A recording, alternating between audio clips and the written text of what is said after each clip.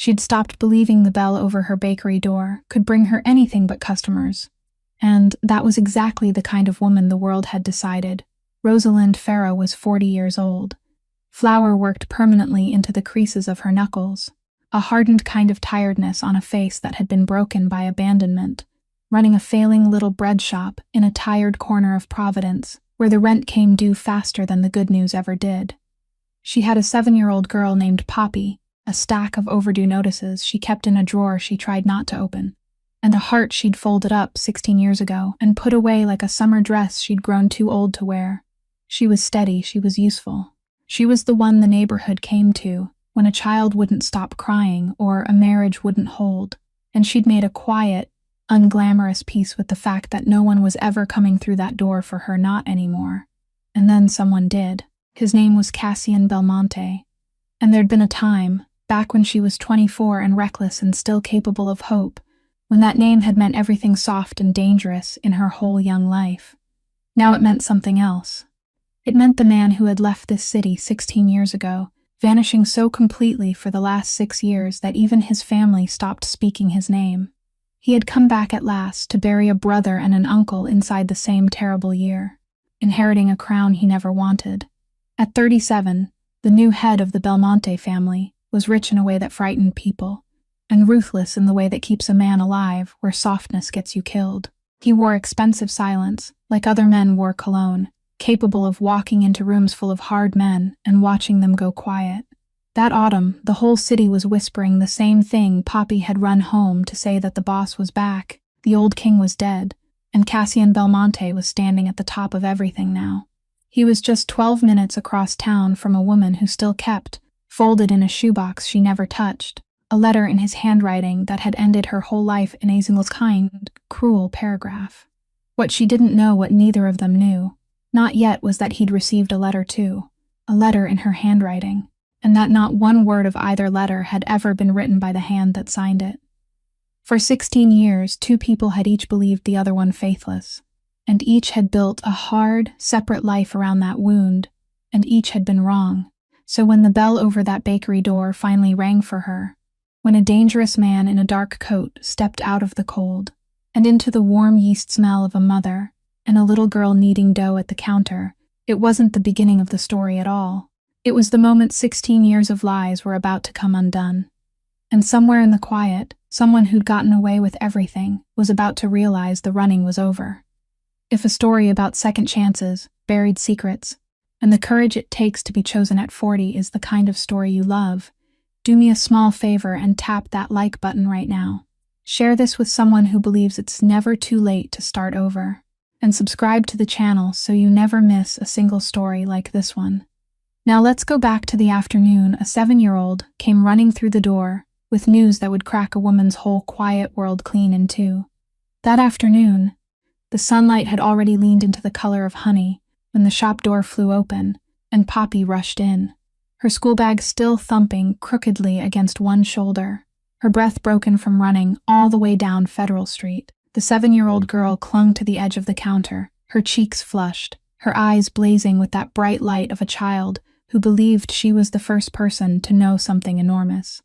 "Mommy, did you hear?" she said. "People are talking about it everywhere. He's back, that boss, Mr. Belmonte, he's really back, and now he's the head of everything." Rosalind didn't stop working. Her 10 fingers still pressed down into the mound of dough beneath her palms, folded it over, turned it a quarter turn, pressed down again. The rhythm she had repeated so many times that her body could do it without her having to think. And maybe that was what saved her. Because if her hands had been free, she didn't know what she would done with them. "Which Belmonte?"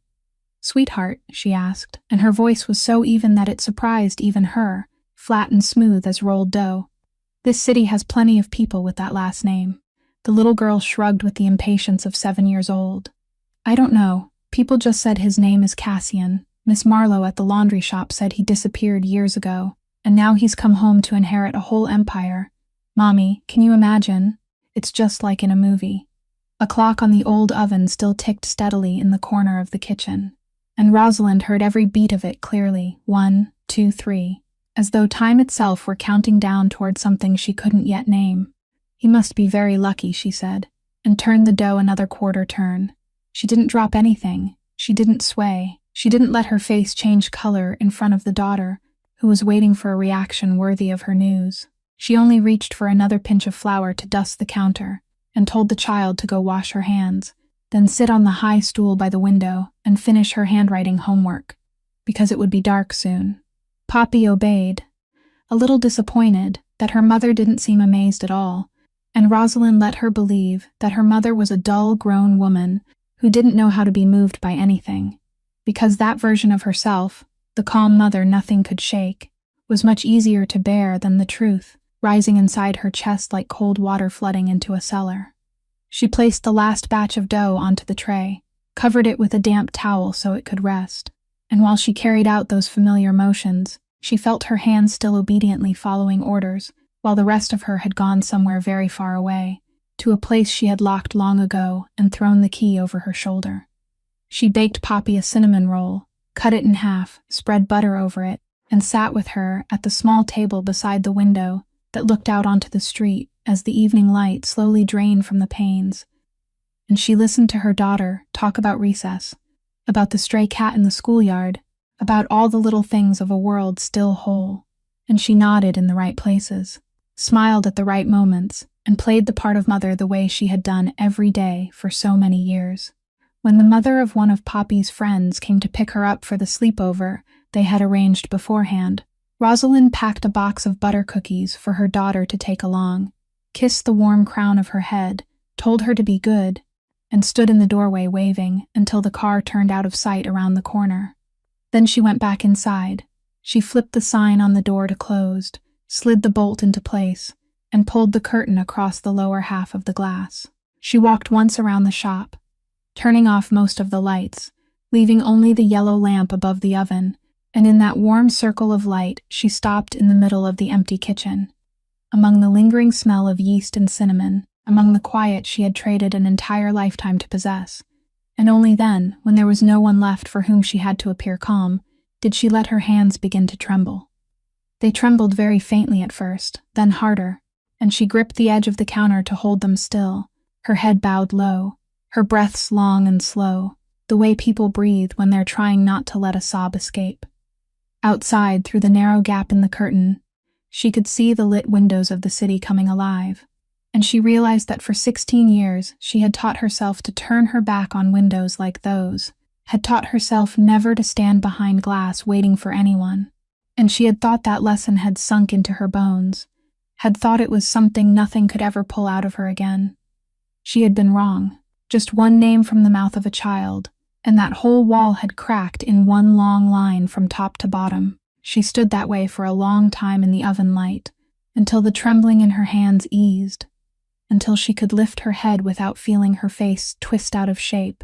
and when she finally turned off the last light and went upstairs, she understood one thing she would have to live with through all the days ahead,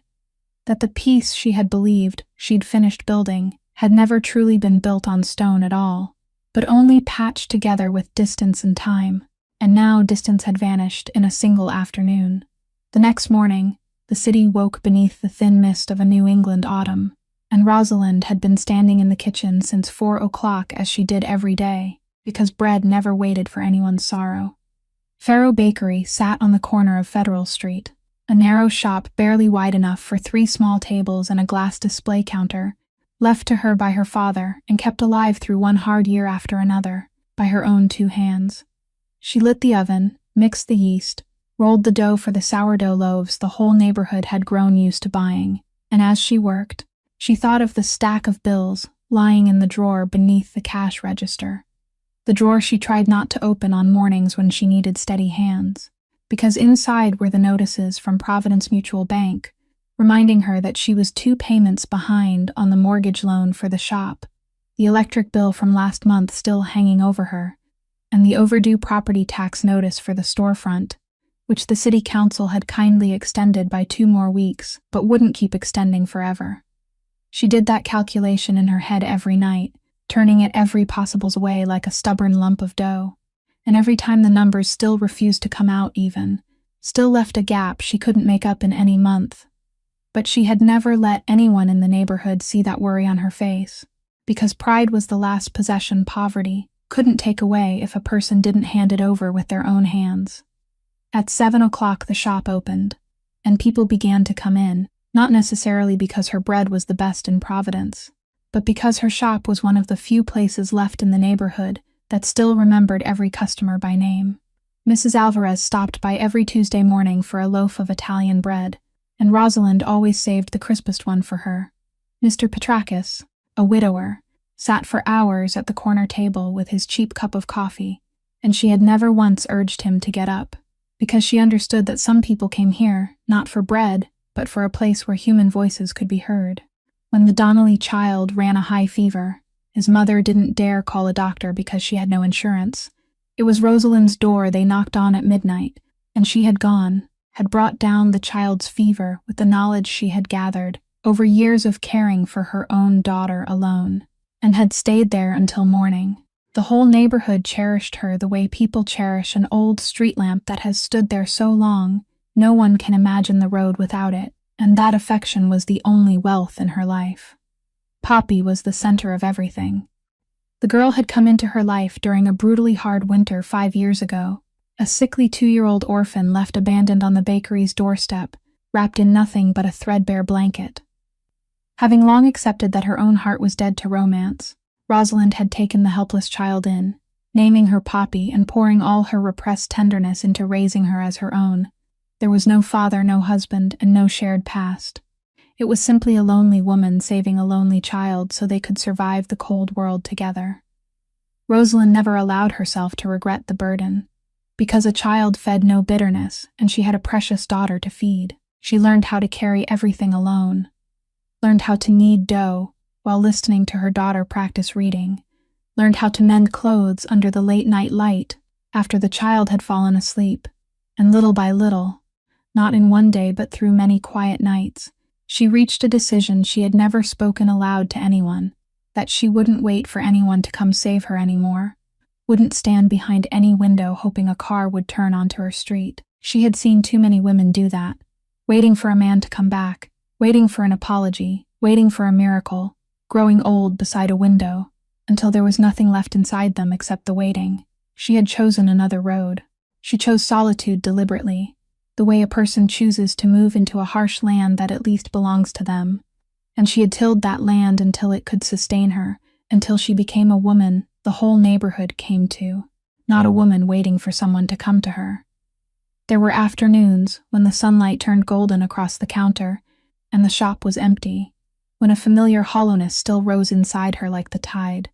But she had learned how to live beside it, to think of it as an ache in the joints when the weather changed, something that reminded her she could still feel,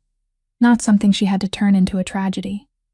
She had her bakery. She had the daughter she loved more than life itself. She had a neighborhood that remembered her name, and she had convinced herself that this was enough for one human life, that a 40-year-old woman shouldn't ask for anything more than that. And on most days, she truly believed it, until some afternoon when the news she didn't want to hear slipped through the door and reminded her that some foundations, no matter how carefully they were built, still hid beneath them an old crack that had never truly healed. To understand why a single name could split open a wall built over 16 years, we have to go back to the summer when Rosalind was only 24, and the world had not yet taught her the difference between hope and a window. Back then, the bakery still belonged to her father, a kind man far too optimistic for the size of his wallet, and Rosalind was the eldest Pharaoh daughter, the girl who stood behind the counter every morning, with hands that had known the smell of yeast since she was tiny. The girl the whole neighborhood called the steady one, the dependable one, the capable one. Those compliments people still give a young woman when they can find nothing to praise about her beauty. Because in the Pharaoh house, the beauty was Delia, her younger sister, 2 years behind her, with glossy chestnut hair and eyes that knew how to look at a man in a way that made him believe he was the center of the whole universe. And from very early on, Rosalind had placed herself in the role of the older sister who didn't expect to, had learned to step half a pace back whenever a stranger walked into the shop, so the natural light would fall on her sister instead. She didn't allow herself to resent it, or she had told herself she didn't resent it, because resenting something that seemed like a law of nature was as useless as resenting the rain. and she had arranged her whole heart neatly around the thought that beautiful things in life were meant for girls like Delia, while her own portion was work, usefulness, and the smell of bread dough every morning. Then that summer, Cassian Belmont walked into the shop and overturned all those careful arrangements. He was only 21, the younger son of a family the whole city both respected and feared, a name adults lowered their voices to mention, but he himself carried almost none of the shape of the world that had given birth to him. He came in to buy bread for his grandmother, stood tucked into the corner by the counter waiting his turn, and while Delia was laughing and talking with another customer at the far end of the counter, it was Rosalind who stepped forward to serve him, and he looked straight at her, instead of glancing past her to find her sister the way most men did, looked at her as if she were the most noticeable thing in the room. No one had ever looked at her that way. He wasn't handsome in the way people usually imagine. His face was hard and quiet, but his eyes had a strange gray touched with blue that changed with his mood, sometimes like the sea before a storm, sometimes softening into the color of damp moss beneath trees. And he spoke little, and when he did speak, his words were dry and spare, and that silence in a young man raised among loud and merciless men stirred her curiosity from the very first minutes. He came back the next day, and the day after that, always when the shop was quiet, always seeking her out, and she lied to herself for a short while, that he only came for the bread, until the day he bought a loaf and left it behind on the counter when he went out. And she understood the loaf had never been the reason. She soon recognized the thing no one in his family wanted to hear, that Cassian hated the world he had been born into, hated the unclean money, the meetings in back rooms, the faces that came and went while no one was allowed to ask why. And deep inside him, he carried the dream of another life, the life of an ordinary man, maybe opening a woodworking shop with his own hands, maybe simply waking each morning without having to carry the Belmonte name on his shoulders like a life sentence. He told her those things in the late afternoons, when he lingered to help her wipe down the counter and stack the trays, his voice low and slow, and the yellow light hanging above the oven poured over them with a warmth thick as honey, the small kitchen filled with the rich scent of yeast and fresh baked dough, and Rosalind, the girl who had spent her whole life stepping half a pace back, allowed herself for the first time to step fully forward and receive the light she had always believed wasn't meant for her. She loved him almost at once, and felt ashamed that she had loved so quickly, and tried to be wise and clear-eyed about it, and failed completely. One afternoon, after the shop had closed and only the two of them remained in the yellow light, he took her hand, the hand still dusted with flour and roughened by work, and studied it for a long time, as though he were looking at something precious, then turned her palm upward and told her he liked these hands, that they were the hands of someone who made something real in the world, unlike the hands in his world that only knew how to clench and take. She would never forget the way he held her hand between both of his, carefully, as if holding a small bird he had just caught, and she would never forget that it was the first time in her life anyone had made her feel that her flour-stained hands were something beautiful and worthy of tenderness, not the sign of an ordinary girl who had nothing more to offer life than diligence. Delia, of course, noticed him, as she noticed anything new and valuable that entered the shop, and there had been a few times when she drifted over to talk to him with the charm that always made men stare in a daze and forget the way home, tilting her head, smiling softly, releasing each word like bait, but Cassian only answered with polite courtesy, and then turned away again to seek the older sister's eyes. And in those moments, Rosalind sometimes caught on her sister's lovely face the flicker of something very quick, a faint crease between her brows that appeared for a breath, and vanished at once behind a smile, which at the time Rosalind only thought was because the evening sun had stung her eyes, or because her sister was tired, and she paid it no mind, didn't hold it in her memory at all, because her heart then was too full, too dizzy inside the golden light of a summer she believed would stretch on forever, to realize that some tiny things we carelessly overlook in today's happiness are the silent seeds of everything that will crush us many years later. That summer didn't stretch on forever the way Rosalind had believed it would, because the world Cassian carried on his shoulders wouldn't allow him any summer that could remain whole. In the final weeks of August, while the loaves still came steadily out of the oven, and the yellow light still fell over the two of them every late afternoon. She began to notice something heavy in the way he carried himself, a silence different from his usual silence, and he spoke less, looked toward the door more, like a man counting down the remaining days of something he didn't want to say aloud. Then one evening, after she'd locked the front door and turned down some of the lights, he asked her to come behind the shop and talk, and they stood in the narrow alley behind the kitchen, where the smell of yeast and baked dough still followed them out into the night air, beneath the single lamp hanging above the back door and casting a pale yellow circle of light. He told her his family needed him to leave, that there was work far away only someone with the Belmont name could do, something he had no right to refuse and couldn't explain, and he didn't know how long he'd be gone, only that it would be long, maybe very long. He said those things in the dry voice of a man trying to keep himself calm, trying not to let his voice break, and Rosalind stood listening, her hands clenched tightly in the hem of her apron, feeling the whole summer slipping through her fingers like flour running through the spaces between them. He told her he was leaving with empty hands, with no standing, no money to give her, nothing but a heavy last name he himself wanted to cast off, and that maybe he wouldn't come back, that things in his world didn't always grant a person a road home, and he wouldn't be cruel enough to bind her to a man who might never return, or who might return with nothing. He said she was young, that she still had a whole life ahead of her, that she deserved someone who could stay, and that he wouldn't blame her if she moved on without waiting. When Rosalind heard that, she shook her head, and she heard her own voice rise in the dark alley, firm with the reckless certainty of 24, saying he had no right to decide for her what she could endure and what she couldn't, that waiting was hers, something she was choosing to give, not something he was allowed to refuse on her behalf. She said she'd wait, whether 1 year or 5 years or 10 years, that she didn't need him to come back with money or any kind of standing. She only needed him to come back.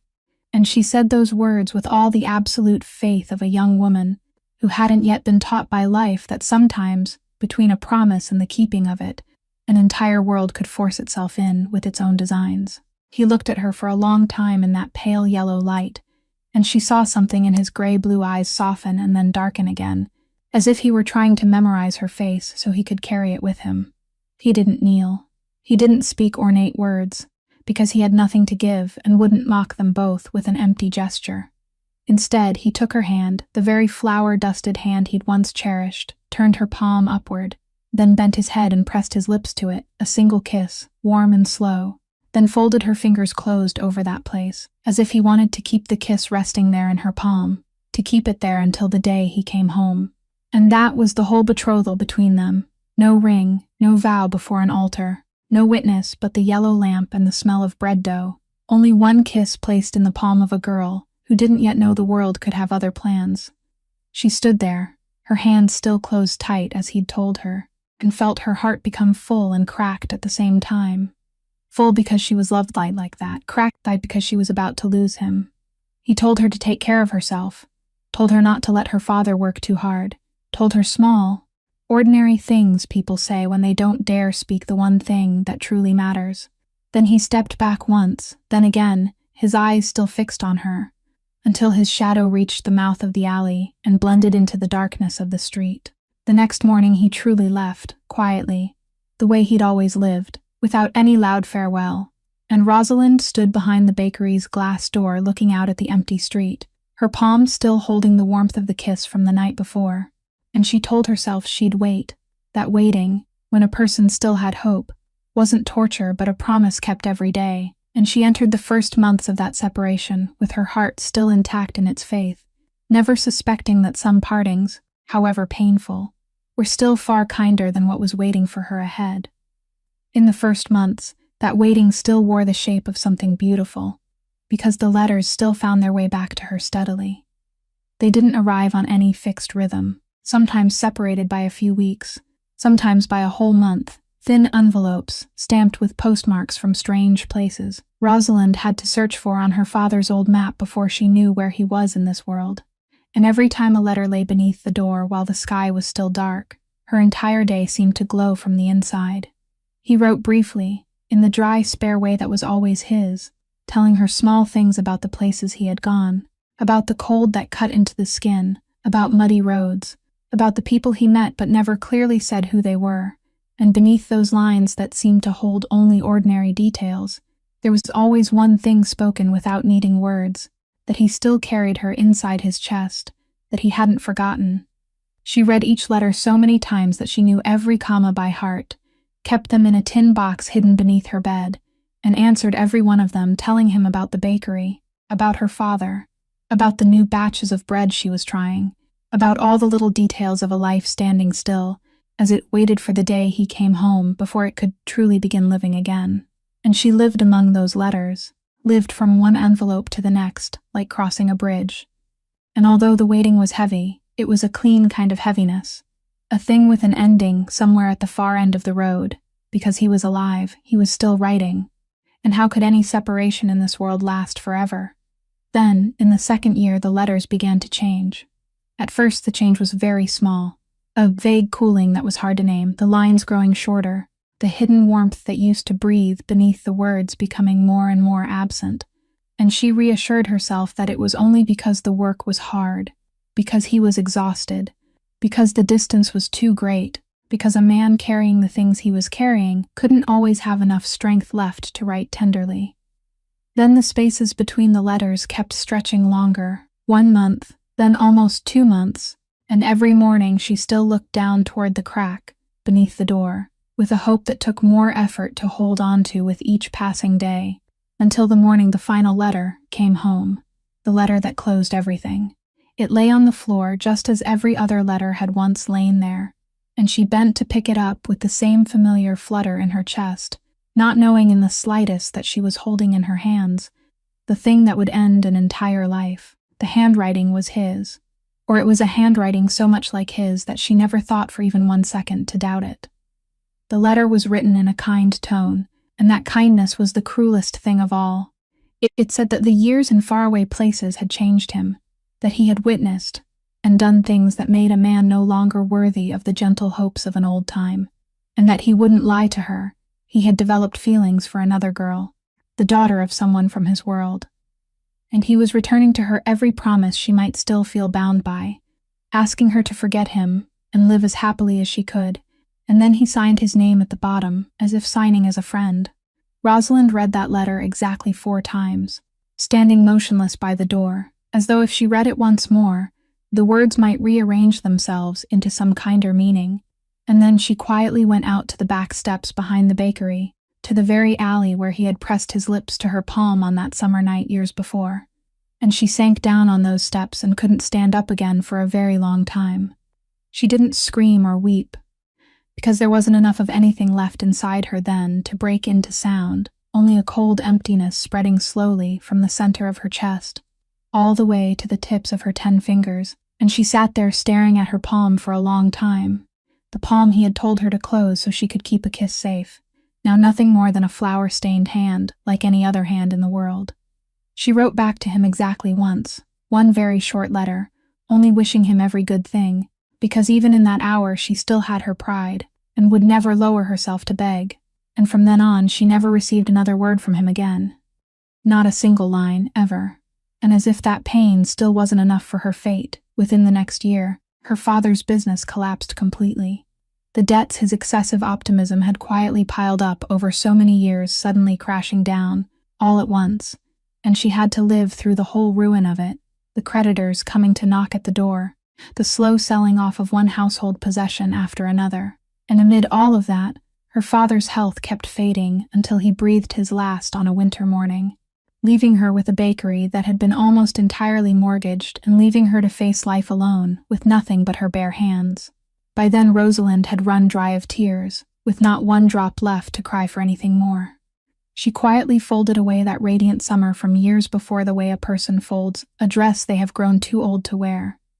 put it at the very bottom of the box with the old letters, shut the lid tight, then rose from those steps and became an entirely different person. A woman who lit the oven at 4 o'clock in the morning, who kneaded dough with hands that had learned not to wait for anyone to press his lips to them anymore. And in that way, silently and stubbornly, year after year, she became the baker the whole neighborhood would know and love 16 years later, the woman who had built a life around her wound with her own hands, so sturdy that even she had come to believe it could never fall down again. What Rosalind, sitting on the back step with that kind letter in her hand, couldn't possibly know was that half a world away along muddy roads, in a canvas tent heavy with the smell of damp fabric and rain,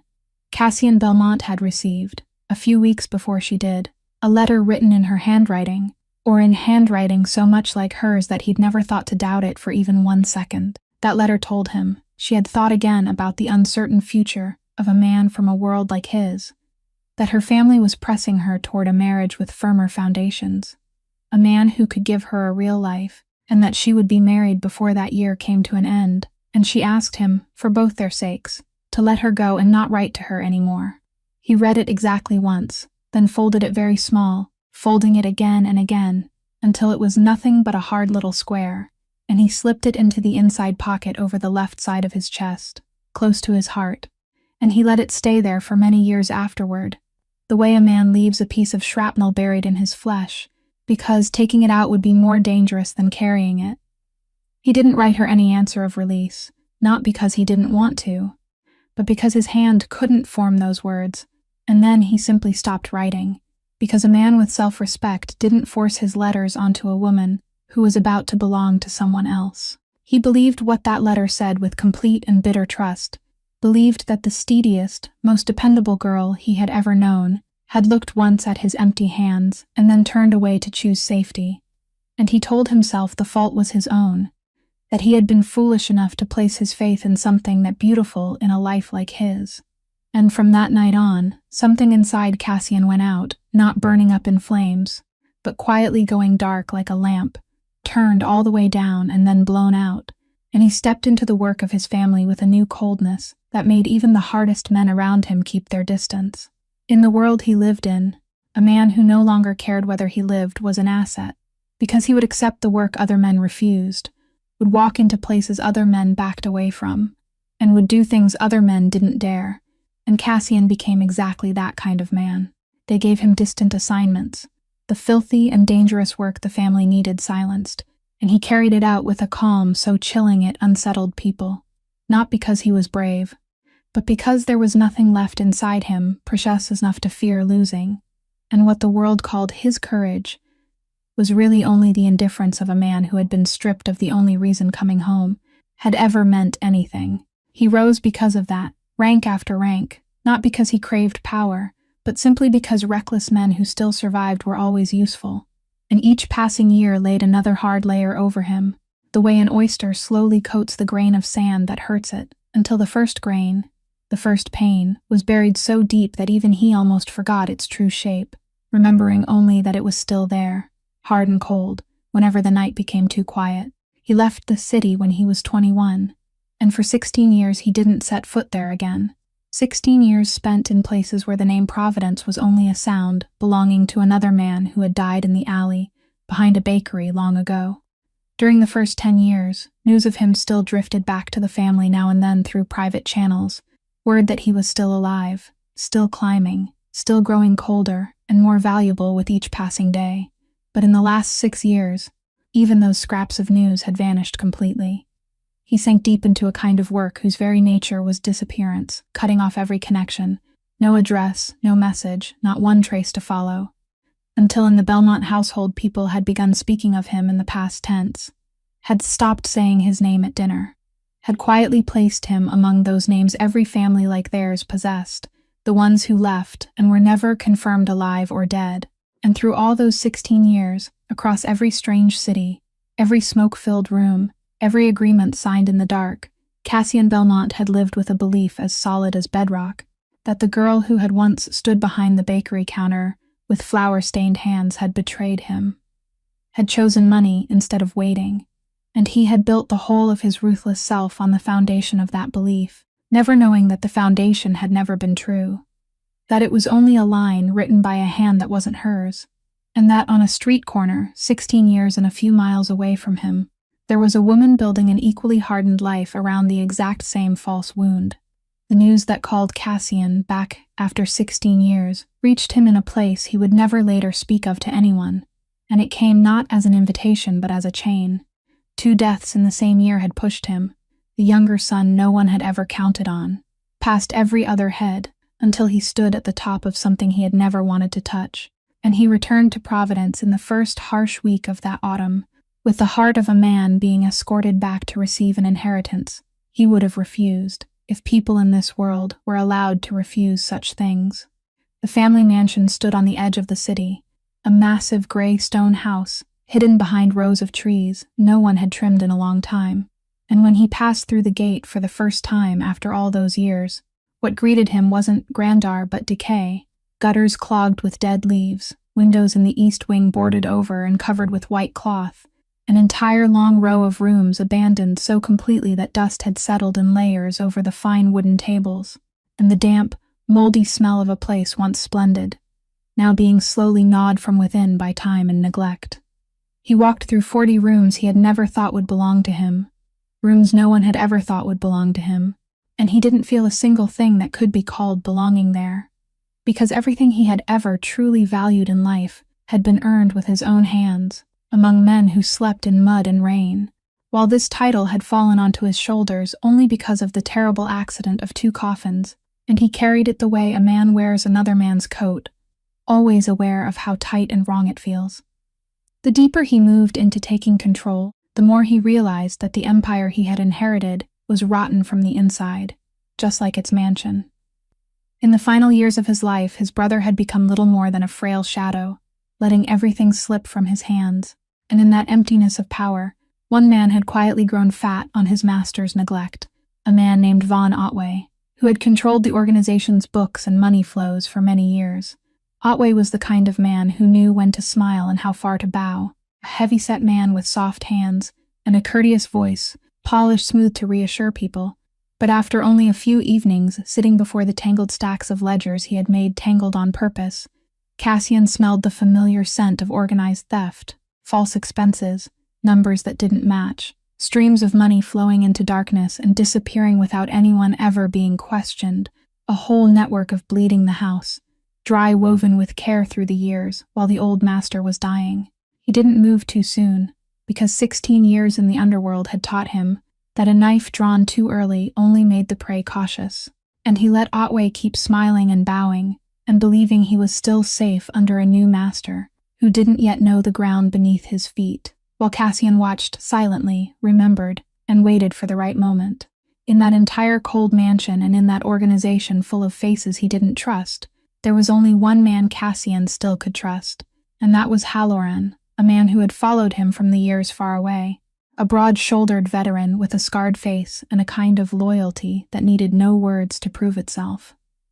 Halloran had pulled him out of more situations than anyone should have survived, and he had followed him all the way back to Providence not for money or ambition, but simply because for men like Halloran, loyalty to one person was the only religion they had, and it was Halloran who sat with him each night under the lamp in the study, telling him which of the men were Otways, which were merely frightened, which could still be drawn to his side, helping him rebuild piece by piece the map of power he would have to hold if he wanted to survive his first winter on this throne. There were late nights, after Halloran had gone to rest, and the whole house sank into the thick silence of stone and darkness, when Cassian stood alone beside the tall window, looking out at the distant city scattered with lights, his hand in his coat pocket, and his fingers, almost without intention, would find their way again to the hard square of paper that had traveled with him for 16 years over the left side of his chest. And he would stand there for a long time, a man who had just been handed all the power this city feared, yet felt inside only a vast emptiness, hating the crown that weighed on his shoulders with a bitter hatred, and asking himself wearily what all of it had been for, why he had climbed so high, why he had become so cold and frightening, when the only reason that had ever made coming home mean anything had been buried 16 years before, beneath a line of writing he still believed, even now, had been written by her own hand. Less than a month after Cassian set foot back in the mansion, a cousin named Fen came to see him, and he came with the outward appearance of blood kin arriving to offer congratulations, carrying a fine bottle of wine and a smile carefully carved into place. But Cassian, who had spent 16 years reading people's true intentions hidden beneath polite gestures, understood from the very first handshake that Fen hadn't come to celebrate. He had come to measure him. Fen was 7 years older than he was, a dignified and smooth man of 44, expensively dressed and gracious in speech, from a collateral branch of the family, and standing directly behind Cassian in the order of inheritance, which meant that for all those years, when 2 lives and then only 1 life had stood between him and power, Fen had been quietly calculating that one day his turn would come, had already spent that inheritance in his mind for years on end, until a living, breathing cousin suddenly turned from foreign darkness and snatched from his hands something he had already considered his own. They sat facing each other in the only room, with a fire burning in the cold mansion, and Fen poured the wine, turned the glass in his hand, offered a few words of praise about Cassian returning just when the family needed a hard hand, then very slowly, very skillfully, steered the conversation toward the future. "Of course you'll have to marry," Fen said, his voice light as though they were discussing the weather. "A man in your position can't leave that matter too long. The bloodline needs an heir. The whole city is counting the months, and I already know a few very suitable girls, from respectable families, young, healthy, only say the word and I can arrange it at once." He paused to take a sip of wine, then smiled the kind of smile that made Cassian think of a knife wiped clean and bright. An older cousin's advice, Cassian, a man approaching 40 taking a 20-year-old wife, is hardly strange. It is only business, and an heir doesn't wait around for sentimental feeling. Unless, he let the sentence hang unfinished, unless you mean to let everything drift naturally, in which case the rest of the family will simply have to wait patiently and see how things turn out. Cassian sat still and listened to the end, his gray-blue eyes never leaving his cousin's face, and with the instinct honed over 16 years among men, who always said one thing while thinking another, he read the whole intention beneath that careful covering of concern as clearly as an open page. He understood that Fen would be happiest if he remained an unmarried boss growing older, without a single child, understood that every year he lived without a wife or heir was another year this title edged closer to Fen's hands, and understood that the gentle pressure urging him to marry some young girl at once was, underneath, truly the exact opposite wish dressed in the clothing of family concern, because a hurried marriage to a stranger was far easier to break than a marriage people honestly wanted to protect, and a child born from a cold arrangement was far more fragile than a home built on the foundation of something real. But Cassian didn't reveal that he had seen through it all, because in his world, letting the other man know he had been read was almost as dangerous as drawing a knife too soon. And instead he only answered in his usual dry, low voice that he would marry when he found a reason to marry, and not one day sooner. That answer was vague enough for Fen to interpret however he pleased, and sure enough, he interpreted it in the way that served his own calculations, reading it as the hesitation of an old soldier used to living alone and wary of wives and children. A conclusion that plainly pleased him, because a boss reluctant to marry was a boss likely to die without leaving an heir, and that was exactly what Fen prayed for. He rose to leave with the satisfaction of a man who had finished his probing and found the board still tilted in his favor, shook Cassian's hand once more, promised he would visit more often, so you won't be too lonely in this enormous house. And Cassian walked him all the way to the gate, stood watching his car disappear behind the rows of untrimmed trees, and behind him, from the darkness of the hallway, Halloran stepped out and quietly said that man would come back, and come back with sharper claws, and Cassian nodded, because he knew that well, knew that in the world he had just inherited, danger didn't always arrive with a gun pointed straight at one's face, but often came in the shape of a good bottle of wine, a family smile, and a caring piece of advice telling him to hurry and find happiness, only because the man giving that advice was secretly hoping that happiness would never come. That name came to Cassian by accident, as most things that overturn an entire life often do. He was sitting with Halloran, going over the list of suppliers and business ties in the area that the organization was still connected to, dry names on paper, when Halloran mentioned the bakery on the corner of Federal Street. A small place where Otway's men often stopped by, and then added offhandedly that the woman who owned it was a decent person, loved by the whole neighborhood, raising a little daughter on her own, named Farrow, Rosalind Farrow. Cassian sat very still when he heard that last name, so still that Halloran looked up at him, and for a moment as long as a whole winter, He couldn't say anything, because the name Pharaoh had just fallen into the room like a stone thrown onto water that had been frozen for 16 years. He asked again, forcing his voice to stay level, whether she had married, and Halloran, with no idea what he was holding in his hands, answered that no, she had never married anyone, that she had a daughter but the father had left several years ago, and now it was just the mother and child living above the bakery, working hard, and from what he had heard, owing money to some bank. And from that very second, the foundation on which Cassian had built the whole of his ruthless self for 16 years began to crack in one small line, because the calculation wouldn't come out right. All those years, he had lived with a neat and bitter story, that the girl had looked at his empty hands and then turned away to choose safety, that she had left a penniless soldier for a marriage with solid foundations, and though that story hurt him, at least it was closed. It had a shape he could hold and resent, but a woman who had left a poor man to choose money should, by every ordinary rule of this world, have been living in the comfort she had chosen, should have been the wife of a wealthy man, should have had a proper home and a life that didn't require her to light an oven at 4 o'clock in the morning to pay bank debt. Instead, she had never married anyone. Instead, she was raising a child alone above a mortgaged bakery. Instead, she was poor, and no woman would ever choose to grow old in loneliness and hardship like that, in exchange for the very money she was supposed to have left him for. The number stood there stubbornly, refusing to match, no matter which way he turned it, and he realized that for 16 years he had been like an oyster holding a grain of sand, patiently layering his pain with one hard shell after another, until it became a smooth little stone he could live with, without feeling it cut anymore. But now that grain of sand had suddenly changed shape, and all the layers he had built around it through the years had become meaningless, because they had been built around something he was no longer sure was real. He didn't think of the words forged letter, because the idea was too distant, too insane for a practical man like him to dare consider, and he still believed the letter from years ago had been written by her own hand, still carried the hard little square of paper over the left side of his chest like undeniable proof. But for the first time in 16 years, he began to suspect that there was something in that story he hadn't seen completely, that between the letter and the living woman out there in the world, there was a gap he had never stepped into to examine, and once that doubt had taken root, it couldn't be put out again. It kept growing through the long nights of the cold mansion until it took over his sleep entirely.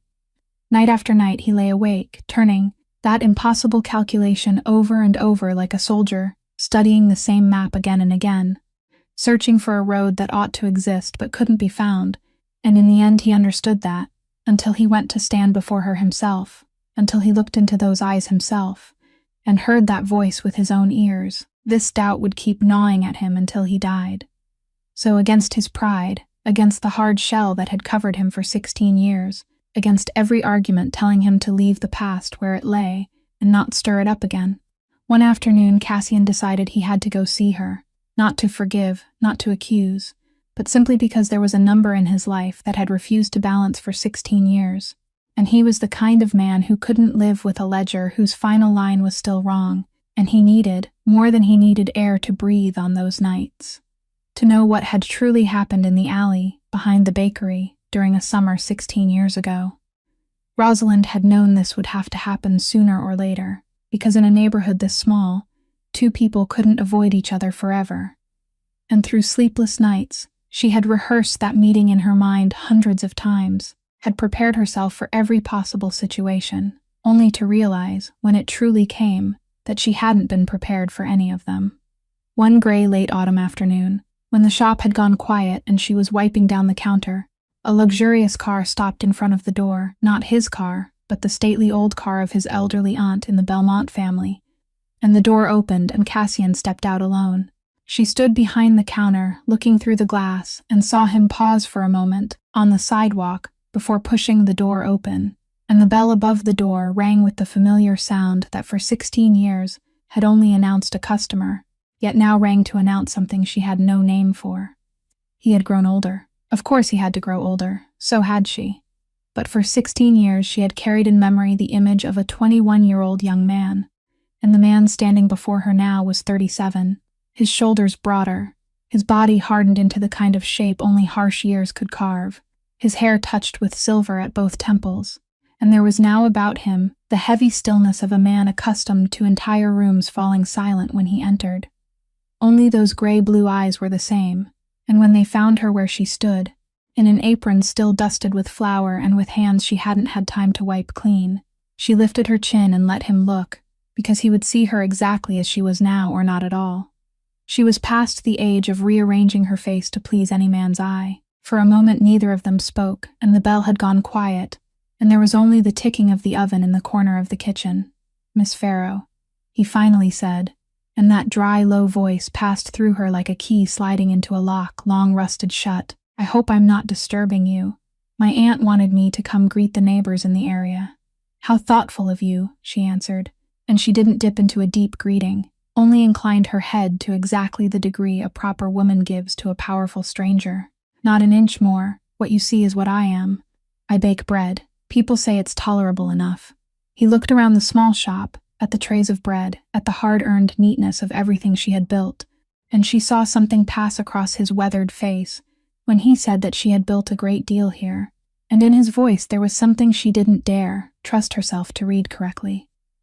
"People do what they can with what's left," she said, and she hadn't meant those words to become a blow, but she saw them strike him like one, saw him silently take that small, precise blow, what's left, and she didn't feel regret, because there were 16 years of anger inside her that had never been sent anywhere, and it had to escape somehow. And it was escaping in cold, courteous fragments inside the most polite conversation two people had ever held across a bakery counter. He congratulated her on the bakery. She asked after his aunt's health. They spoke of the weather and the season's crops, and every sentence was a door being politely closed. Every courtesy another brick laid onto the wall between them, and both of them were so practiced in that art that neither revealed that beneath all those words about bread and autumn lay a vast country of things that weren't allowed to be said. He stayed for about 10 minutes, no more, then said he had to go, thanked her for speaking with him, and inclined his head to her with the neat correctness of a man who had once been a soldier. Then he turned toward the door, the bell rang again, and he stepped into the car, and she stood behind the counter watching until the car had disappeared completely around the corner of Federal Street. Only then, when the street was empty again, and there was no one left for whom she had to appear steady, did she set down the rag, walk into the back kitchen, and press her whole face against the cold plaster wall. Both hands braced on either side of her, and she stood there without moving, not crying aloud, only letting the chill of the wall seep into her face, until the trembling inside her eased,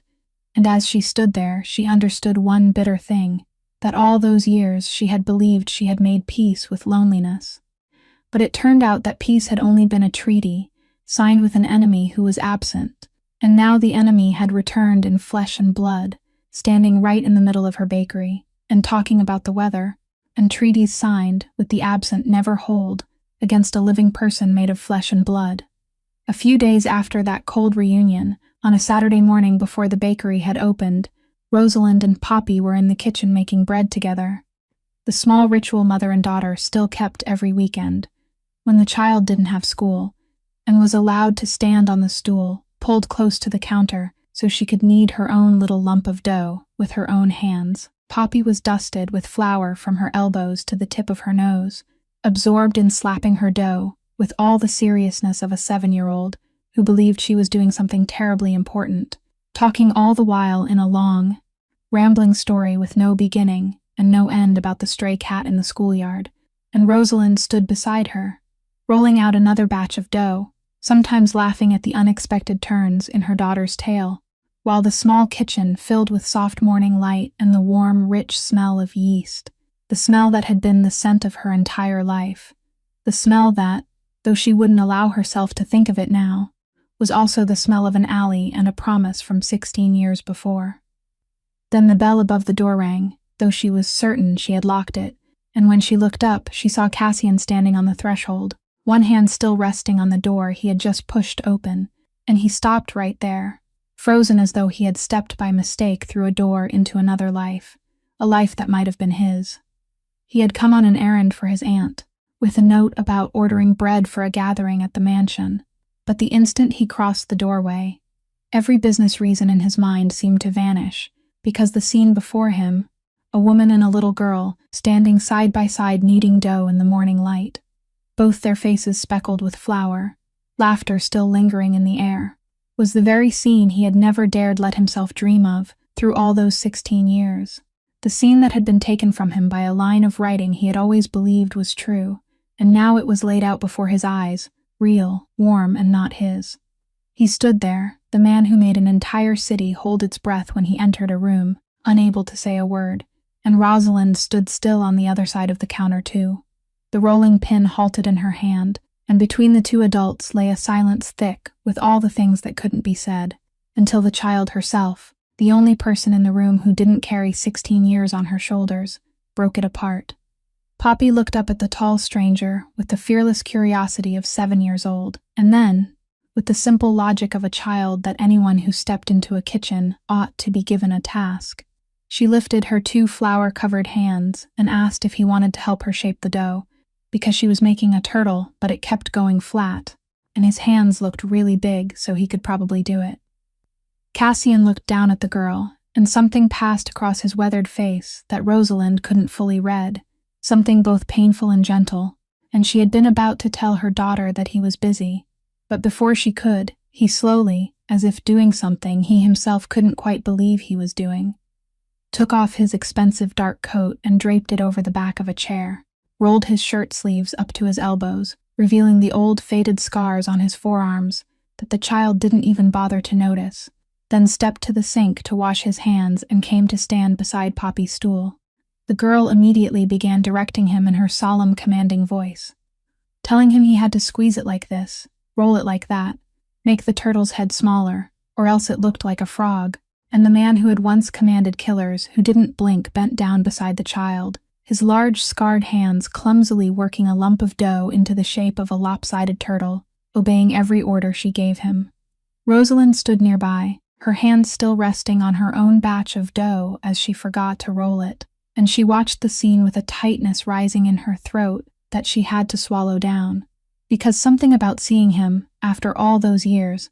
after all the polite doors they had closed in each other's faces only days before, bending over to make a dough turtle for her daughter, had cracked another line through the wall she had built, only this time the crack didn't hurt in the way anger hurt, but in another way, far more dangerous.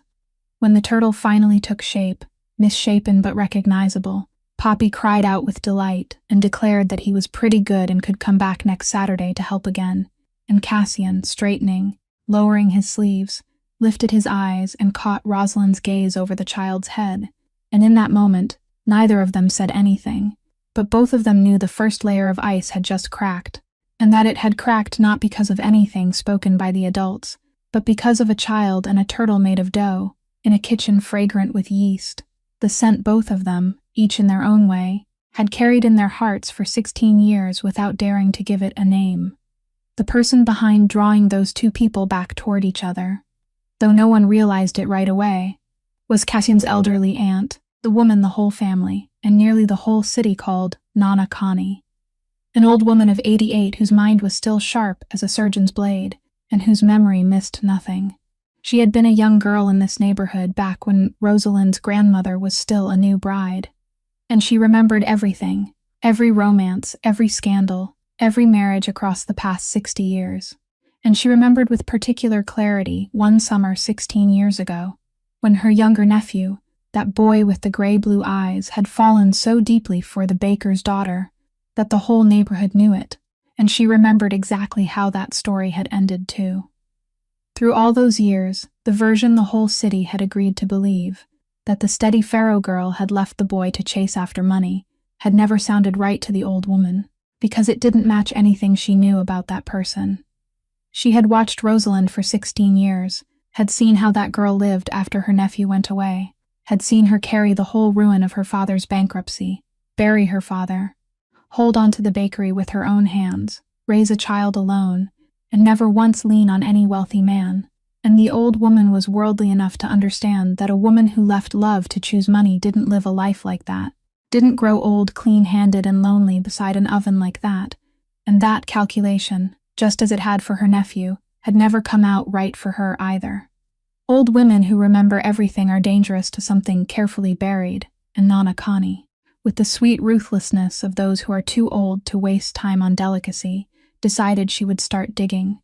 She didn't ask anyone anything directly, because she knew direct questions only made people close their hearts, and instead she did what she did best. She arranged things. The Belmont mansion now needed to be put back in order from top to bottom, and there were countless receptions, countless dinners to manage, and who in this whole area understood suppliers, tenants, honest dealings, and crooked ones better than the woman who baked bread on the corner of Federal Street, the woman who had lived among these people for 16 straight years, while her nephew had vanished into exile. So she invited Rosalind up to the mansion, using the perfectly legitimate excuse that the new master needed someone knowledgeable to oversee the food and logistics for the coming receptions, a handsomely paid job that a woman owing money to the bank couldn't easily refuse, and one she couldn't refuse from the largest landholder in the region without making a bigger matter of it than she wanted.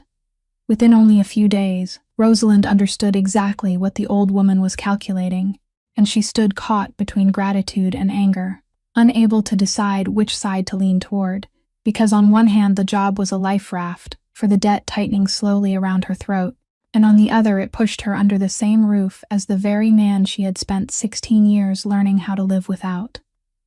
Nana Connie received her in the warmest small sitting room in the mansion, seated upright in a high armchair with a silver-handled cane and a pair of black eyes still frighteningly keen, and she spoke with her about pastries, prices, and all manner of business matters. But now and then she would drop into the middle of the conversation a remark sharp as a needle, a casual question about the years gone by, a seemingly accidental compliment about how Rosalind had built so much on her own without needing to depend on anyone, and each time she did, she looked at Rosalind with those black eyes a heartbeat longer than necessary, like a jeweler examining a stone for the hidden crack inside it.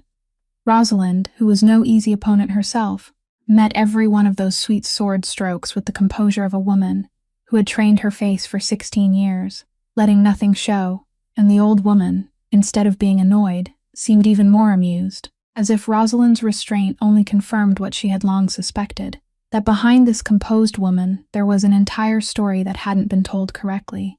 Once, when Cassian happened to pass the sitting room door, and the two of them caught each other's eyes before hurriedly looking away, Rosalind turned back and saw Nana Connie watching them both, with a faint smile at the corner of her wrinkled mouth, the smile of someone who had just seen exactly what she needed to see. And the old woman merely took a calm sip of tea and said in that dry, faintly mocking voice of 88 years that it was strange. There were things people buried believing they were settled. Yet the moment one stirred the dirt a little, one discovered they hadn't rotted at all, and then she immediately drifted on to the matter of which farm sold butter at the best price, leaving Rosalind standing there with her heart pounding, unable to be certain how much the old woman knew, certain only of one thing, that this old woman was far more dangerous than the appearance of an 88-year-old woman with a cane,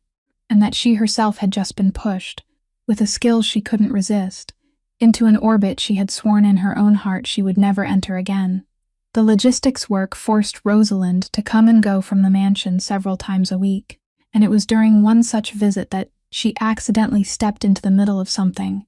that wasn't meant to be hers, but her inability to turn away from an injustice pushed her to speak. That day, Von Otway brought a stack of papers into the study for Cassian to sign, routine procedures that he presented in his usual soft, deferential voice, and among those papers was an eviction order. A family renting a house that belonged to the organization's property holdings in the Southern Working District was to be thrown out because they had fallen behind on 2 rent payments, a widow named Delgado with 3 small children. Otway presented the matter like a dry procedure, a line that needed to be crossed off the ledger, and he had already placed the pen exactly where Cassian needed to sign, with the confidence of a man accustomed to the old master, closing his eyes and signing anywhere he pointed. Rosalind was in the room then, sitting at one corner of the table and listing the costs for the coming reception, and when she heard the name Delgado, she set down her pen. "Mrs. Delgado doesn't owe because she's lazy," she said, and the whole room turned to look at her. Her husband died this spring in a construction accident, leaving her alone with 3 children. And since then, she's still managed to pay nearly all the rent, only 2 payments late, by herself, while still feeding and schooling those 3 little ones, she continued, her voice calm and clear. And if you throw her out, you're throwing out one of the most decent and reliable tenants left in that entire district, based on the word of one man. She turned to look straight at Otway, a man who has entered roof repairs for the Cooper block in the books for 3 years running. Well, I happened to pass the Cooper block last week, and those roofs haven't had a single tile touched. The room fell dangerously silent. Otway's face went white, then flushed red, and he began, with all the wounded dignity he could gather, to protest that a woman who handled cakes and bread knew nothing about the organization's books. But Cassian raised one hand, and that small movement alone was enough to make him fall silent. He didn't look at Otway. He looked at Rosalind, and he asked her 3 questions, 3 short, precise military questions, about the roofs, about the dates written in the books, about the numbers, and she answered each one, flatly and accurately, without one unnecessary word, because she had lived among these people for 16 years, and knew every leaking roof in the district, every struggling family, better than any ledger a man sitting inside a mansion could invent. By her final answer, Cassian leaned back in his chair and looked at his accountant for a long while, with the particular attention of a man who had spent 16 years deciding very quickly who to trust and who not to trust in a world where trusting the wrong person could cost a life. Then he said, in a voice very soft and cold, that Otway would bring him the full Cooper block books before noon tomorrow, along with every invoice for the 3 roof repairs he had recorded, and that he wouldn't touch Mrs. Delgado again until Cassian had read every one of those papers with his own hands. Otway walked out of the room, and he left much smaller than he had been when he entered, and less than half a month later he quietly asked to withdraw from his position to avoid a worse ending, and the rotten machinery of the organization began slowly to be repaired, simply because for the first time in many years someone had dared to tell its master the truth, and that master had been a soldier long enough to recognize the sound of truth the moment he heard it. When only the 2 of them remained in the study, Cassian looked at Rosalind across the table, covered in papers, with something new in his weathered eyes, and he said she would have made a formidable officer, that she had seen the opening in Otway's flank before he had. I lived among these people for 16 years, while you were far away tending to your own affairs, she answered, gathering her papers without looking at him. Someone had to stay and watch the ground. She didn't say while you were far away as an accusation, not exactly, but it still lingered there for a moment in the air between them, those 16 years, that whole absence, and she let it remain there, because she had stopped pretending those years had never happened. And as she gathered her papers to leave, she realized that what had just happened had nothing to do with the past between them, but with the people each of them had become, and that perhaps, after all the polite doors they had closed in each other's faces, this was the first time in 16 years that they had truly seen each other, not through the mist of a lost love, but through the honest light of standing on the same side of something right. And she was surprised to realize that somehow that unsettled her even more than anger. That shared work sometimes required them to go out together, and one late autumn afternoon, the 2 of them drove to a piece of land on the edge of the city, where there was a boundary dispute between 2 of the organization's business, ties that only someone who knew the history of the area as well as Rosalind did could untangle. The matter was settled in a little over an hour, and on the way back, as the car moved slowly along a narrow road lined on both sides with trees that had faded into the tired yellow of dying autumn, there was a silence between them that was no longer as hostile as before, but couldn't yet be called warm. A cautious silence between 2 people feeling their way through the ruins of something that had once existed. Then Cassian, his eyes still fixed on the road ahead, asked in the voice of a man touching an old wound to see whether it still ached, "So you never married?" "No," Rosalind answered. He was silent for a stretch, then went on, slowly and carefully, saying he had understood she was to be married that very year, that it had all already been settled. She turned sharply to look at him and told him to pull over. He eased the car to the roadside, and the little road sank into a sudden stillness, and she looked at him across the narrow space between the 2 seats as a crease slowly formed between her brows.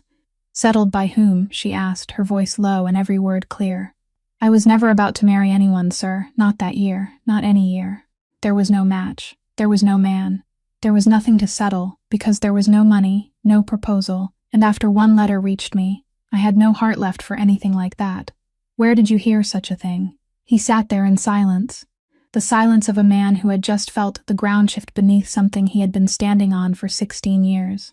From you, he said, almost without sound. I received it from you. A letter, in your handwriting. It claimed you were leaving me for a wealthier marriage, that you couldn't risk your future on a penniless soldier. I carried that cruel lie in my pocket for 16 years. Rosalind listened to every word as her whole body slowly went cold, and for a moment she thought she must have heard him wrong. Then she heard her own voice rise, trembling but hard. I never wrote a single line like that. I would have cut off my own hand before writing those words. Cassian, I wrote to you that I would wait, and I waited. The only letter that ended everything was yours. Yours. In your handwriting. It broke my heart, telling me you had found someone else in your world and were giving me my freedom. God help me. I kept that forged rejection for 16 years, believing you had forsaken me. Both of them fell silent. In that cramped car, on a yellowed road in the fading light of late autumn, two people sat looking at each other, and at the same time saw the impossible shape rising from the depths of 16 years. He hadn't written his letter. She hadn't written hers. Then there had been two letters, in two forged hands, crossing an entire distance and an entire life, to separate two people who had never, not for a single hour, stopped being faithful to each other. They had both been loyal, both of them, from beginning to end. No one had betrayed anyone. It was the cruelest thing either of them had ever known, and in the same breath it was also the lifting away of the cruelest thing either of them had ever carried. Cassian raised one hand to cover his face, and Rosalind saw the shoulders of the man the whole city feared tremble once, only once, before he forced himself still again. She sat motionless, her two hands clenched tightly in her lap, feeling 16 years of anger she had carefully fed and folded away inside herself, suddenly lose the place where it had always fastened, because the man on whom she had spent all that anger had, as it turned out, never done the thing she had blamed him for. They didn't fall into each other's arms. Neither reached across to the other. They were no longer young, and a wound 16 years deep couldn't heal simply because the cause of it had finally been named correctly. It could only, at last, begin to become a clean wound instead of a poisoned one. But something inside that car had changed in a way that could never be changed back, and both of them knew it. And when Cassian finally started the car again, and they rolled back toward the city in a silence entirely different from before, a silence with one question burning quietly at its center, that question was no longer, "Do you love me?" Because that, suddenly and terribly, had already been answered, but another question instead, colder and darker, made of one single word: who, in the days after that afternoon on the yellowed road, the polite courtesy the two of them had carefully maintained for weeks couldn't survive any longer, because it couldn't live in the face of the truth that both of them had remained faithful. They didn't become lovers again. They were only two people, one past 40 and one nearing 40, feeling their way together through the rubble of something that had once stood firm, trying to see what was still left unbroken. One late evening, after they had returned from visiting a distant piece of land, and the light was slowly draining from the sky, Cassian stopped the car beside an open stretch of ground overlooking the bay, and he told her the part of the story she couldn't have guessed, the part that belonged to him alone, and he told it in a flat voice, his eyes on the dark water instead of on her. "When I received that letter," he said, "the letter I now know you never wrote, I stopped caring whether I lived or died. Do you understand what that means in my line of work? A man who doesn't care whether he lives or dies is considered brave. People give him the worst jobs. The missions everyone knows have almost no road back, and he walks straight into them, because what is there left to lose? Through all those years, I did countless things people called courageous, and they rewarded me for them with one promotion after another, but none of it was courage. There wasn't anything brave in it. It was only a man walking straight into fire because he had been told the only thing that made that fire seem warmer was going home. My whole reputation, the entire road of power that carried me to this position I never wanted, all of it was built on a lie. I climbed so high only because I didn't care whether I lived. That is the man you are sitting beside. I want you to know that clearly before you keep looking at me." Rosalind sat still and listened to the end, and when he finished, she looked out over the dark bay for a long time before speaking softly. "Then we are even," she said. "Because I didn't walk into fire. I did the opposite, and it wasn't any braver. I shut the window tight and called it peace, the whole bakery, the little garden, all that usefulness people cherish in me. I built most of it precisely, so I'd never have to feel again what that letter made me feel. Both of us lived 16 years without truly living, Cassian. Only your way brought you an empire, and mine brought me good honey and loaves of bread." Something moved faintly at the corner of his mouth, almost the first smile she had drawn from him in 16 years, and it unsettled her more than the pain did, so much that she had to turn away and look out over the water until she could steady herself again. But removing the old wound didn't remove the present fear, and between the two of them now hung the cold question, made of a single word that neither of them had dared speak aloud until now. "Who did it?" Cassian said first, slowly, as if laying a card on the table that he was afraid to look at. "Who could have reached both my letters and yours? Who was close enough to both of us to know what we wrote to each other, skilled enough to imitate both our hands, and cruel enough to do it and then stay silent for 16 years while watching it ruin 2 lives? Rosalind didn't answer right away. Inside her, a name had begun to flicker at the very bottom of memory, like a cold point of light at the end of a dark hallway she didn't yet dare enter, and she quickly put it out, pushed it away from her thoughts, because letting that name take shape meant losing one more thing she had believed she still possessed. "I don't know," she said, and she heard the evasion in her own voice and hoped he wouldn't hear it too. Back then, anyone in the house could touch the letters. Incoming and outgoing mail were all kept in one place. Cassian looked at her for a moment, with the gaze of a man accustomed to reading when someone was hiding something, but he didn't press, because he understood there were doors people had to open on their own, and no one else could push for them, and he only started the car again, and they drove back into the city through the dark, each carrying that one-word question with them, and Rosalind sat by the car window watching the streetlights slide past, knowing very well that she had lied, and knowing even more clearly that the name she had just pushed down in her mind wouldn't stay buried, that it would rise again, night after night, until she was forced to look directly at it. In a small city, the fact that a newly risen boss had begun paying attention to the woman who baked bread on the corner of Federal Street couldn't stay hidden for long, and the news reached Fenn's ears after only a few weeks, carrying with it a threat he couldn't bear. For a man who had spent years calculating that the title would one day fall into his hands when his unmarried cousin grew old and died without a child, Cassian's heart leaning toward a 40-year-old woman was a disaster, even worse than a marriage to some young girl.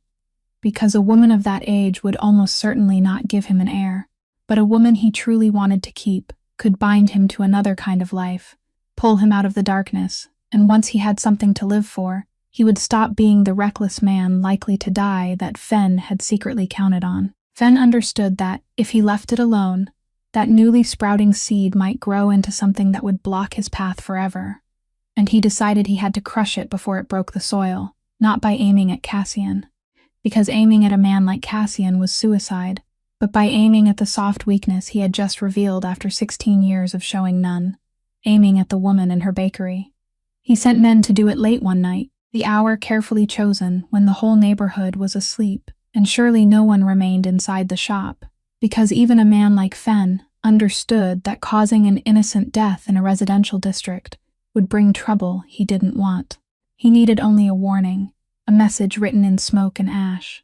That midnight, while Rosalind and Poppy were sleeping safely in the upstairs rooms of a friend's house, where mother and daughter had stayed after a birthday party, down below, at the front of the bakery a few blocks away, a fire was set on the wooden step, slowly licking its way up the door frame.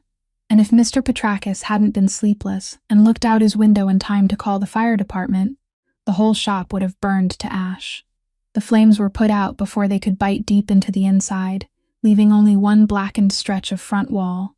a shattered window frame, and the bitter stink of burned wood covering everything. But to Rosalind, when she rushed home through the night and stood looking at the ruined face of the thing she had poured her whole life into, the message was clear enough to chill her blood. This wasn't an accident.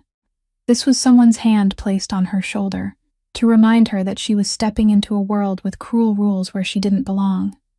Cassian arrived before dawn, and when he looked at the scorched bakery, his face held a stillness frightening to see, the stillness of a man holding back a fury strong enough to level an entire building. And he didn't need anyone to tell him whose work this was. He knew at once that this clever kind of strike, one that kept the attacker's hands clean while still sending its message, belonged to his cousin. And that very night he quietly had Halloran's men stand watch around the shop and around the place where mother and child were staying, an invisible circle of protection Poppy would never know about, because he was determined that no matter how ugly the affairs of adults became, that dark world would never be allowed to touch the child or unfold before her eyes. But Fen wasn't the only threat tightening around Rosalind in those days, because there was another person who had also caught the scent of the changing wind, and that person was Delia. The rumor about the boss and the woman who baked bread reached Rosalind's beautiful younger sister too, and it stirred in her something old and poisonous that she had thought she had buried well, and Delia began, with an eagerness Rosalind at first found only confusing, to invite herself and her young daughter, Sadie, who was now growing into her own school years, into the orbit of the Belmonte family. She found excuses to visit the mansion, dressed herself splendidly, pushed Sadie in front of Cassian whenever she had the chance, praised her daughter's little talents to the skies, arranged for the girl to sit close to him, to sing for him, with the air of a mother feverishly trying to arrange a marriage, and Rosalind watched her sister offer up the niece. She herself had helped raise like a piece in a game. The girl didn't even know she was part of, and she saw clearly the misery on Sadie's face, a girl too young for such schemes, who shrank from being displayed before a powerful, hardened man.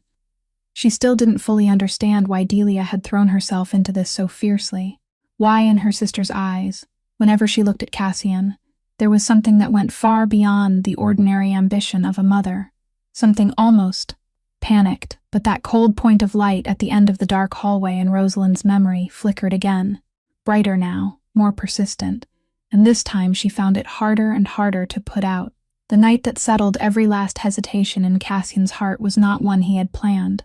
only a night he happened to be passing through. He was driving back from a late meeting in the Southern Working District, the district he had now begun visiting himself, so he could truly understand the ground he ruled, when he saw a crowd gathered ahead in front of an old row house, lanterns and flashlights flickering, frightened faces everywhere, and the thick air of a disaster unfolding. He stopped the car, and someone in the crowd told him there had been a small gas explosion in a ground-floor apartment, that a man was badly injured, trapped and losing a great deal of blood, while the ambulance was still nearly 20 minutes away, because that night the whole city's emergency vehicles had been sent toward a major accident on the other side of town. And in the middle of that helpless crowd, right inside the smoke-filled room beneath the wavering light and shattered debris, he saw Rosalind. Someone had run to call her, the way this whole district always did whenever something happened, and she had come, her sleeves rolled up to her elbows, kneeling beside the injured man, and Cassian stood motionless on the threshold, watching her do the work that even the city's entire medical system couldn't reach in time to do. He watched her press both hands firmly against the wound pouring blood, hands steady and not trembling at all, watched her give orders to the people around her in a low, certain voice, telling one person to hold the light, another to fetch clean towels, another to hold the victim's legs,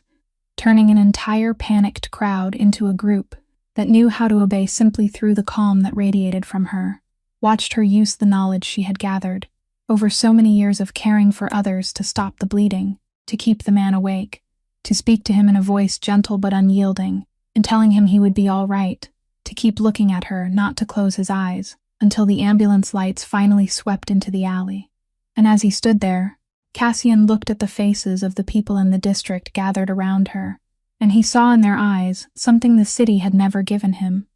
Though he was powerful enough to make people fall silent, they didn't look at her as some poor unmarried baker to be pitied, nor as someone climbing higher because of a boss to be inspected and judged. They looked at her as if she were the most important person in their whole world. And on that night, that was exactly what she was. After the ambulance had taken the man away and the crowd had begun to thin, Rosalind stepped out into the cold night, exhausted, lifting her wrist to wipe her forehead, and she froze when she saw the boss of the entire city standing there among her neighbors, in a place where he had no reason to be, and the two of them looked at each other across the muddy yard in a long silence, and neither said a word, yet a great many things passed between them. He drove home as dawn broke, and inside him, something had been decided with the finality of a man who had spent his life making swift judgments about whom to trust with his own life. He thought of Fen, of the title, of 300 years of the Belmtaint name, of the pressure to marry a young girl and produce an heir, and he weighed all of those things honestly, then realized, almost surprised by himself, that they didn't weigh much at all on the scale, that he would let Fen have the title if he wanted it so badly, would let the whole city laugh until their mouths tore, because he had spent 16 years among people the world called brave, reckless men in his world, and not until tonight, standing on the threshold of a smoke-filled room in the working district, had he seen the real thing for the first time in his life, the kind of courage that needed no guns, no blood spilled from anyone else, the kind of courage that was simply kneeling beside a bleeding stranger and refusing to let go. And when a man had once seen the real thing after a whole life surrounded only by counterfeits, he couldn't turn away and pretend he had never seen it. And Cassian knew, with the cold, bright certainty of dawn, that he would choose that woman, even if that choice had to be paid for with the name, with the bloodline, with everything his family valued, because she was the only thing in 16 years that made him feel he was living, instead of merely existing while waiting to die. The name Rosalind had pushed down again and again at the end of that dark hallway in memory, now under the weight of everything that had happened, finally forced her to walk toward it and look at it directly. She had avoided it for weeks, but Delia's frantic eagerness in pushing her daughter into Cassian's line of sight, the panicked light in her sister's eyes every time his name was mentioned, compelled her to remember the things she had deliberately let lie still for 16 years. She remembered that summer, remembered that Delia was the one who always went out to collect the mail each morning, the one who handled all letters coming in and going out of the house, remembered that since childhood her younger sister had been gifted at imitation, had once copied their father's signature to skip school without anyone discovering it, remembered Delia's strange skill with a pen. She remembered her sister's inexplicable excitement in that second year,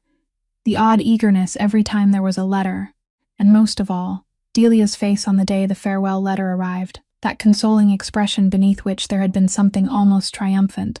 the words her sister had said, "There, now do you see, you're free of him, a penniless soldier. You deserve much better than that." And she remembered, now that she allowed herself to remember, that Delia herself had once set her eyes on Cassian in that casual yet possessive way. She set her eyes on everything that belonged to her older sister, and had been ignored by him, and Delia had never been someone who knew how to forgive being passed over in favor of her plain older sister.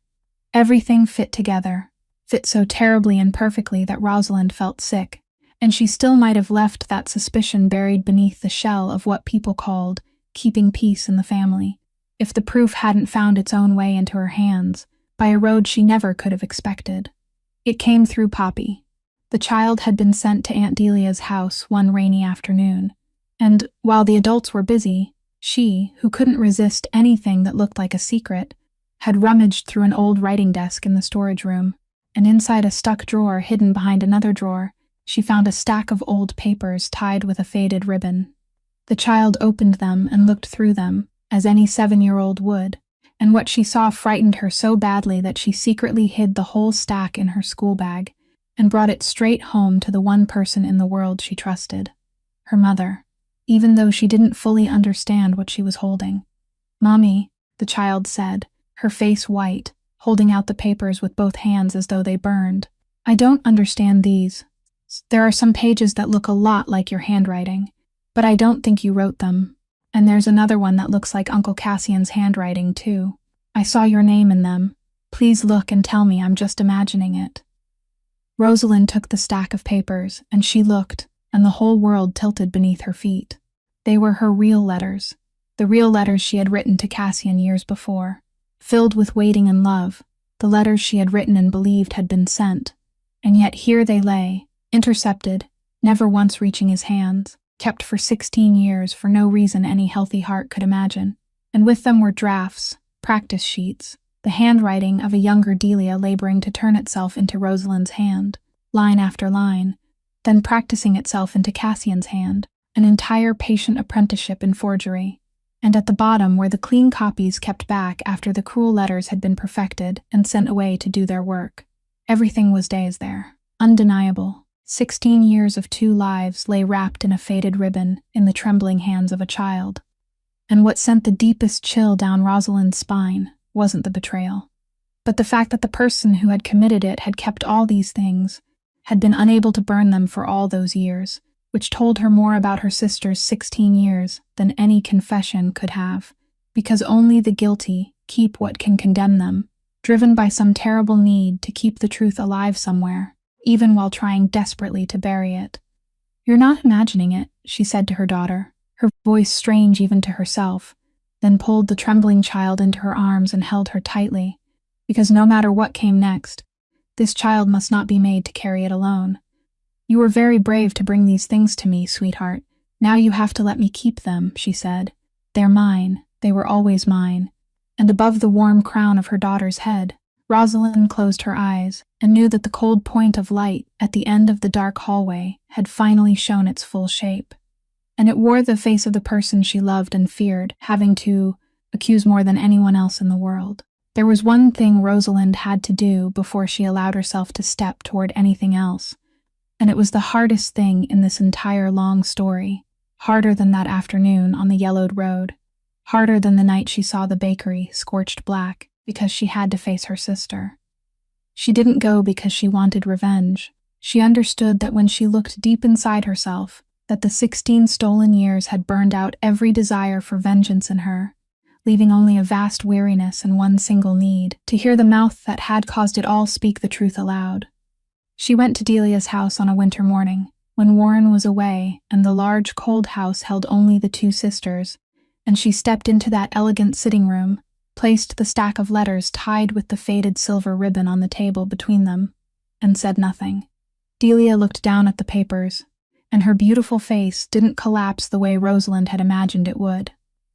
It did something worse. It became flat and old all at once, the face of a woman who had waited 16 years for this moment to finally knock on the door of her sitting room. And beneath that terror, there was a flicker of something almost like relief, the relief of a hunted animal finally hearing the hounds and knowing the running was over. "So it was Poppy," Delia said softly. "I did notice they were gone. I wondered whether it was the child. She didn't touch the letters.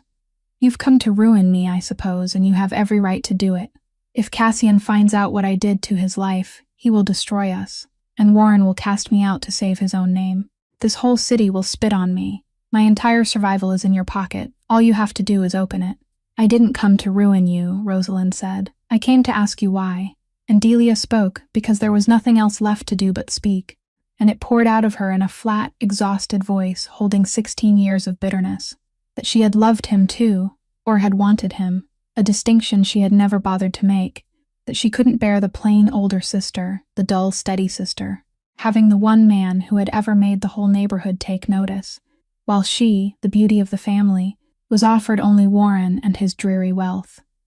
That she had told herself she was doing it for her sister's good, a soldier with no future, a bad match, that she was saving her sister from her own foolishness. That she had practiced imitating the handwriting one rainy afternoon, almost only to see whether she could do it, and then discovered that she could.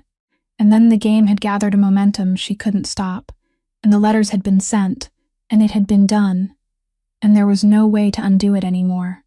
That she had married her Warren, and had waited for the joy that cleverness was supposed to bring, and it never came, not once in 16 years. That she had watched her sister lose everything, and then build from the wreckage a life the whole neighborhood loved, raise a child, become the person people came to in trouble, and seem damnably, almost happy, while she sat in her large cold house with her wealth and her debt of guilt, growing more bitter every year, unable to confess and unable to forget, and above all, unable to forgive her sister for surviving too well after the ruin that should have crushed her. "And now he has come back," Delia said. "A boss, free, and I spent all autumn telling myself I could still fix everything another way. that if I could push Sadie into his hands, then through my daughter, I could have the thing I had lost, and bury the old story forever beneath a new wedding. She let out a terrible small laugh. Do you see what kind of person I am now? I meant to marry my own daughter to the man I stole from you, only to keep you away from him one more time. That is what 16 years made of me. Then she lifted her head, and her eyes were completely dry, and that was the worst thing in the whole room, and she said, so go ahead and open that pocket. I've waited 16 years for someone to force me to stop. Rosalind stood there for a long time looking at her sister, the beauty now faded, the drowning woman who had dragged 2 other people down with her because she couldn't bear to drown alone, and she realized that what rose inside her wasn't triumph, and it wasn't anger anymore, but sorrow, a pure sorrow for all of them, for the 3 lives that deceitful summer had taken away. Her life, Cassian's life, and Delia's own life too, because Delia had not escaped that shipwreck either. She had only believed, 16 years ago, that there was a way to win without the winner having to pay, and there had never been such a way in this world. I won't open that pocket, Rosalind said. I won't tell Warren, and I won't tell the whole city. Not for you, Delia. I won't pretend it's for you. For Sadie. The child did nothing wrong, and she loves you. God only knows why, and I won't let her grow up as the daughter of a woman the whole city spits on, to pay for a sin she never committed. Keep your life, Delia. Keep your house and your husband and your wealth. I give it all back to you. I'm only taking what was always mine. And she bent down and picked up her own letters from the table. As for the truth, from now on I'll carry it, not you, and I'll never let it chain me for one more day. Leaving the darkness was not something a man like Cassian could do in a single night, and he didn't pretend to Rosalind that it would be easy, because she had lived through enough not to believe in easy promises, and he respected her enough not to offer them. He dealt with Fen not through violence, but with the very weapon 16 years in the underworld had taught him to use, patience and numbers. He laid bare before the powerful people in the family everything Fen had plotted, the arson, the schemes for power, and he stripped away the man's allies coldly, and with control until his cousin was left, with only the title of heir in name, and not a single inch of power with which to harm anyone. A punishment far heavier than death for a man who had spent his whole life craving power. Then Cassian began the slow and difficult work of dragging the entire organization out of its darker corners, moving the money streams into lawful businesses, cutting away what couldn't be made clean, and he did that, not because he suddenly believed himself to be a good man, but because for the first time in his life, he had a reason to want his hands clean, and that reason was named Poppy, the child who had taught him to shape a turtle out of dough, and it was named for the child's mother too. Rosalind, for her part, didn't rush into his arms, because she was no longer the 24-year-old girl she had once been. One evening, she stood alone in the repaired bakery, where the scorched wall had now been whitewashed, and she asked herself honestly whether she truly wanted this, and she realized the essential difference between the girl of years ago and the woman she was now. The 24-year-old girl had needed him, had hung her entire future on him, the way one hangs a coat on a single nail, and when that nail was pulled out, her whole life had collapsed. The 40-year-old woman didn't need him. She had built a full life with her own hands, a bakery, a child, a neighborhood that loved her, a home standing firm on foundations of her own, with no need for any man to hold it up. And precisely because she didn't need him, when she decided to open the door and invite him into that life, it was a free and peaceful choice, the choice of a person who knew exactly what she was giving and what she was receiving, not the desperate clutching of someone drowning. He would not be her roof, nor the nail on which her life was hung. He would simply be the person she had chosen to walk beside for the rest of the road, and that was something chosen, not something needed. And she stood in the bakery beneath the yellow light until she was certain of it, then went upstairs in peace. They married before that winter ended, a quiet wedding in the little church of the neighborhood, with no display, no noisy crowd of guests, only a few people close to them, and the neighbors who had loved her for so many years. Nana Connie came, sitting straight-backed in the front pew with her silver-headed cane, weeping without the slightest attempt to hide it, and announcing to anyone willing to listen that she had known from the very beginning that the other version of the story was rotten from the inside. Poppy stood beside her mother, wearing her prettiest dress, and she held the hand of the man she now called by a new name, the man who had learned to wake at 4 o'clock in the morning and stand beside the oven with his wife, 2 heads, one touched with silver and one not yet, bending together over a batch of dough in the warm yellow light, the very light that had once fallen over an alley and a promise 16 years before, and now had returned to close a circle that had seemed forever broken. Delia lived the rest of her life in the large cold house 4 miles across the city, carrying a debt of guilt that was never exposed, never destroyed, and never redeemed. And Rosalind still visited her sister twice a year, always polite and never warm, and that was all the justice the world ever saw in their story. And between the 2 sisters, it was enough. As for Sadie, she grew up free to choose her own life, married the person she loved in her own time, and broke the cycle that 2 generations before her had been forced into by other people's choices. And many years later, when Poppy was grown and had a first daughter of her own, she named the child Rosalind, so that name, and all the endurance it carried, would go on living. And if there is one thing this story wishes to leave behind, perhaps it is this, that a person's dignity does not lie in whether they are rich or poor, loved or abandoned, but in the way they rise after ruin and build something decent again with their own hands. That resentment, no matter how justified, only imprisons the one who carries it, and letting go does not mean forgetting or forgiving what cannot be forgiven, but refusing to let it chain us for one more day, and that it is never too late, whether at 40 or beyond, for a person to choose happiness again, not from emptiness, but from a heart that has become whole enough. If this story has touched something in your heart, please subscribe to our channel, press the like button, and share this video so you can listen to many more moving and meaningful stories every day. We would love to know how you feel about Rosalind's story, and whether it reminds you of something in your own life, a time when you rose after being broken, a time when you chose to let go so your heart could feel lighter, or a person you learned to respect for who they truly were, not for what they had. Please leave a comment and share what you feel from deep in your heart, because we are always listening. We wish all of you watching this video abundant health, a joyful life, and peace in every day. Goodbye, and we'll see you again in the next video.